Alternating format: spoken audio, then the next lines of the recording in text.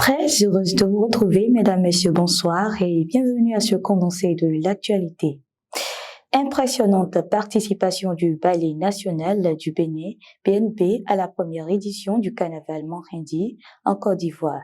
La troupe artistique béninoise a présenté une kyrielle de tableaux de danse au public ivoirien le 30 avril dernier. Des danses de bloc aux démonstrations des Ambritors, en passant par Guélédé, Tipenti et Sapata, ont marqué cet événement qui a réuni plusieurs pays. Ce carnaval, faut-il le noter, vise à célébrer les traditions locales et promouvoir la richesse culturelle. Les ministres en charge des transports des États membres de l'UEMOA se réunissent le 5 mai prochain à Abidjan.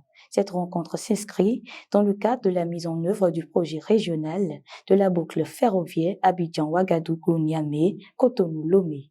Au cours de cette réunion, les ministres vont évaluer l'état de la mise en œuvre des diligences concernant les recommandations de la déclaration ministérielle du 7 novembre. Il sera également question de définir les nouvelles orientations pour la mise en œuvre de ce projet régional.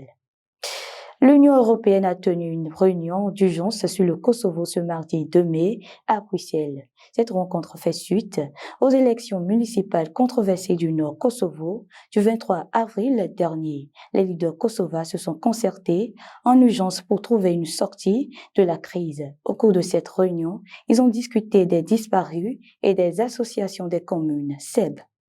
Le Marocain Achraf Ed Togmi est le premier vainqueur de la première étape Parakou-Djougou du 18e Tour international de cyclistes du Bénin.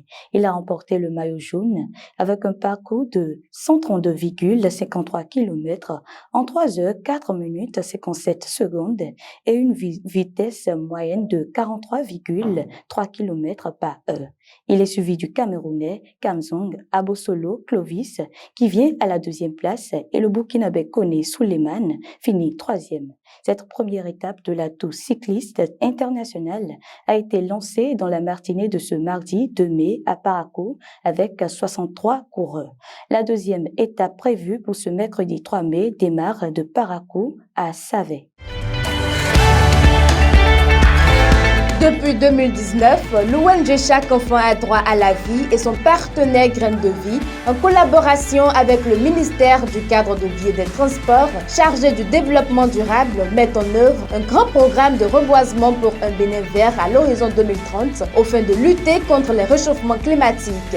C'est dans cette dynamique qu'il lance officiellement la campagne de reboisement 2023. Elle est placée sous le thème « Multiplions nos actions pour un Bénin plus vert ». Alors si vous désirez contribuer au reboisement de notre cher Bénin, l'ONG met gratuitement à votre disposition des pépinières sur toute l'étendue du territoire national. Quelle que soit votre position géographique, vous pouvez nous contacter au 96 47 90 45 ou encore le 96 59 29 89.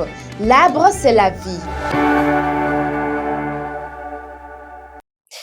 Ainsi se referme ce flash d'information. Bonne soirée à vous. Prenez soin de vous.